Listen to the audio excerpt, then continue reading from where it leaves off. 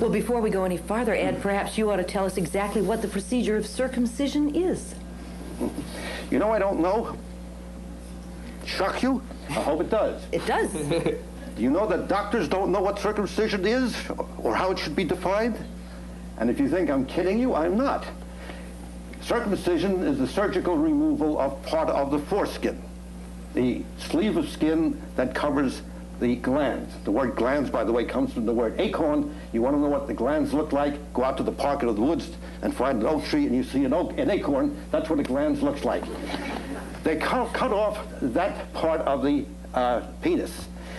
The $64 billion question is, how much of the foreskin should be cut off? 1%? 99%? There is no consensus among American physicians as to how much foreskin should be cut off. You know, we have some pictures. Before we show the pictures, though, we'll say that these are drawings, but they're rather graphic of before and after of a circumcision. Ed, why don't you explain what we are looking at here just after you? I don't know what you're going to show. Well, unfortunately, that monitor isn't on. I think I see it up there. The drawings you're going to see are illustrations of what the penis looks like before it's circumcised and after it's circumcised. It may shock you to know that most people don't know. Thank you. Most people don't know what a circumcised penis and an uncircumcised penis looks like. Okay, this is uncircumcised. That's an uncircumcised penis. You can see the swelling of the glands underneath that shows through, and that's covered by a foreskin. All right. Now, this is a circumcised penis, and these are great drawings because I made them. The uncircumcised penis, the circumcised penis, you will see the skin covering the shaft of the penis is sort of bunched up below the glands. And this is what allows for erection in the circumcised penis. Okay? all right. Erica, you had a question. Yes, I was wondering when it started, like where it started from and why. I don't hear. I was wondering where circumcision originated from. That's a very easy question. I don't know. Now, there are a lot of people... For a foremost authority on circumcision, Ed, you don't know a lot of stuff here. I am the most ignorant person you're going to find.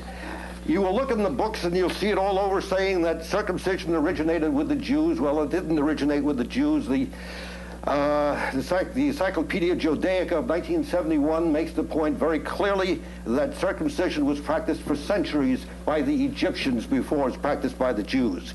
Now, about 3 or 4 years ago, I would have said to you that is exactly what the origin is. When I was in Australia, the Australian Aborigines claimed to have practiced circumcision for 75,000 years. So I will say to you, I don't know. You know? Great, I'll listen to you. How it began, we don't know for sure. But in the early part of the 20th century and the last decades of the 19th century, physicians were looking for cures. The germ theory of disease didn't come about until about 1895. We didn't know what caused diseases. Somebody came along with an idea, everybody listened to him. The most prolific writer on circumcision health benefits was a doctor named Peter Charles Remendino.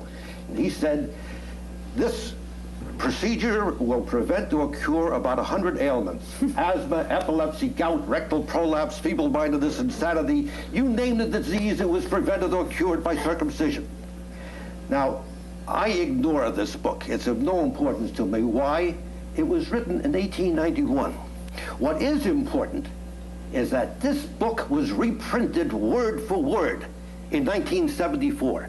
And in 1974, and even now, you will find this book used as medical reference in American medical journals. This, to me, is a disgrace. But is it used as reference for fact, or that this is how we approached medicine back in the late 1800s? It is used as fact. In 1974, one physician writing in an American medical journal, I'm trying to avoid giving you all the details that you can't absorb, this man wrote that the Remendino book is pertinent and carefully thought out.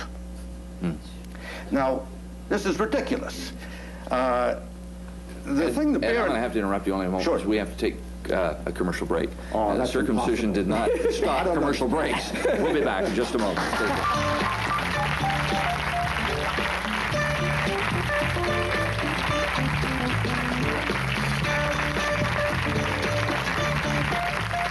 Barbara, you had a question. You said that it's extremely painful, and I was wondering if anesthesia is ever used at all. The answer is yes. What I'm going to tell you, you may not believe, but we have been lied to, L-I-E-D, lied to by the medical profession for 100 years about circumcision.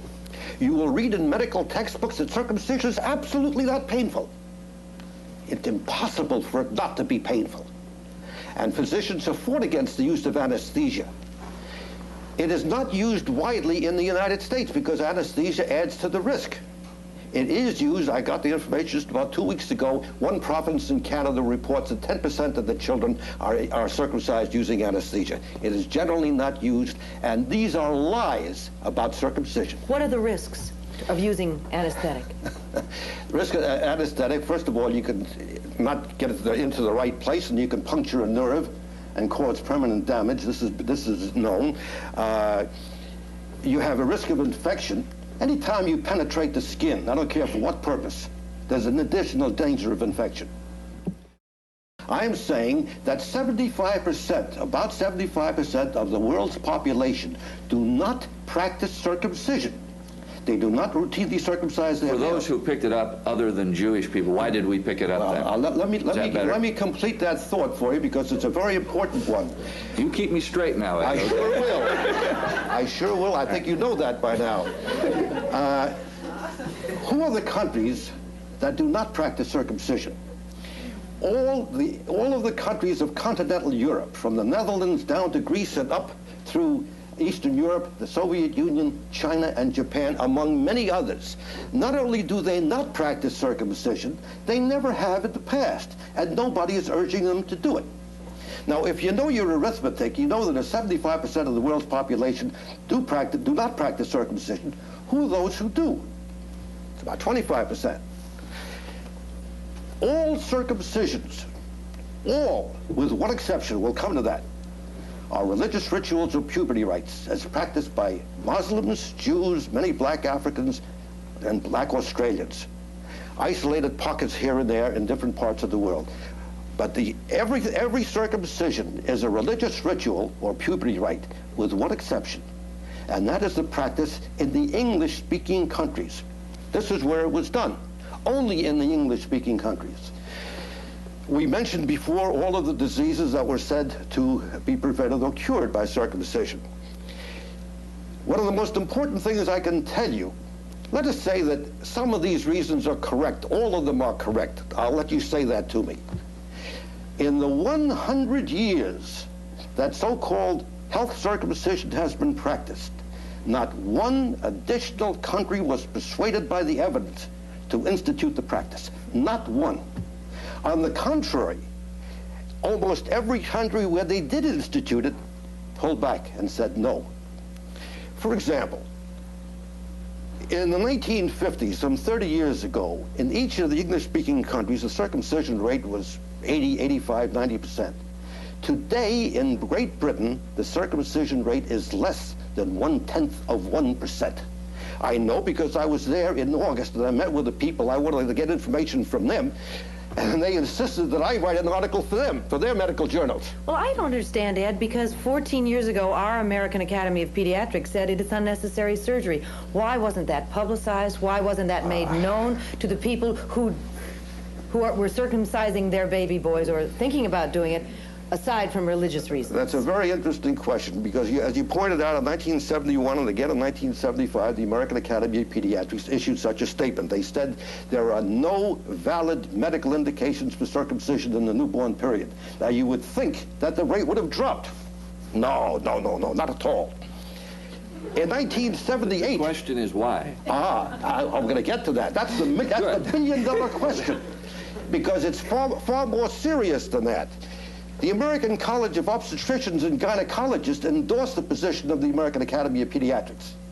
Now, when the Academy of Pediatrics issued their statements, they published it in their journal, Pediatrics.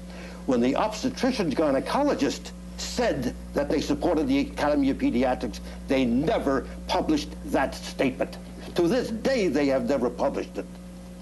Now, the question of why,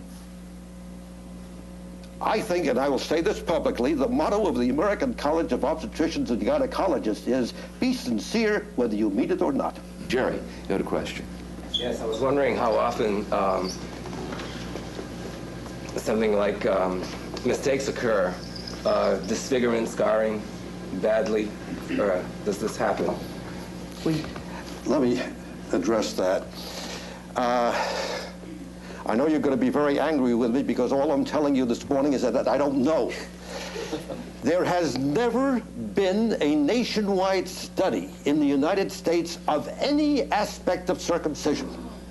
Never been a study. So you say to me, how many children were injured? How many children had hemorrhage? How many children had infection? How many children lost their penises? How many children died? I don't know. You don't know, and your physicians don't know. Nobody has bothered to collect the evidence. Now, let me just take off on one question before we get off somewhere else. There are incredible myths about circumcision. I have collected hundreds of them. I am told that circumcision will make the penis longer. I'm told that circumcision will make the penis shorter, thicker, thinner, better sex, poorer sex, you name it. I've heard it. They are all myths. They are untrue. And you want to know the psychological trauma? It has never been studied. We cut off 1.25 million foreskins in the United States each year. And we don't know why. How about cleanliness? I thought you'd never ask. See, we are taught, this is one of the myths. See, one of the myths, it's not true, it's a lie. These are one of the lies we're told about circumcision. It's going to prevent cancer, it's going to prevent venereal disease, it's going to make cleanliness easier. Not true. In 1955, a Columbia University obstetrician made the point, and correctly so, that smegma, which is the material produced out of the foreskin, is produced in all mammals, the horse in copious quantities. Can you imagine what would happen if somebody called for the routine circumcision of baby horses? The humane societies would scream cruelty to animals, and they wouldn't permit it. And yet, in the United States, we find it absolutely acceptable for boys. So just good personal hygiene would solve that problem. Absolutely. And if we have time to discuss hygiene, what I'd like to discuss is feminine hygiene. Females produce smegma. And if you are looking for details of problems, if you look for the rate of cancer of the external genitalia, you will find it is 200, 300, and 400% higher in females than in males. And anybody who would publicly proclaim that we ought to circumcise females, he'd wind up in a mental hospital. Yeah, Liz, you had a comment to make. Yes, I was just concerned about the fact my grandson was circumcised about 10 months ago when he was born. And they really botched him up, and they had to send him back 3 times because he kept bleeding, and my daughter was very distraught about the whole thing, and it was, you know, not very sightly afterwards because now there's a big lump all around the penis, so aren't the kids still going to laugh at him? Mm-hmm. Yes, indeed. I wonder if this might be the time to tell you one of the most horrible stories about circumcision. I'm sure it hit the San Francisco papers. It occurred in Atlanta, Georgia, in August of this past year. 2 boys were circumcised using electrocautery, which they had no right to use, but they did. They were so severely burned that the penis of one of the boys was cut off immediately.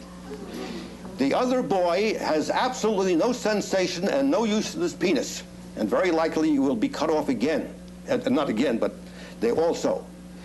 The most shocking thing about that's bad enough, it's horrible enough.